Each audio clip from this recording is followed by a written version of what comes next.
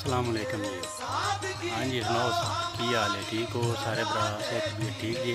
ए देखो अज की साडी प्रोग्रेस का काम किया चुगाटा मरिया ने ते गल है देखते चुगाटा बड़िया ने उस तो बाद उस्ताद जोड़े ने उधर लगे अंदर दीवार से आज सारे भरा तुहानूं उस्ताद कित्थे लगे। अस्सलाम वालेकुम उस्ताद जी, सुनाओ की हाल है? ये उस्ताद जी अज काम विखा रहे हैं जरा चुगाटा भरिया ने उत्ते तेगा लाया वो चेक कराया। उस तो अलावा यह भी चुगाटा भरिया ने चेक कर रहे हो सारे भरा।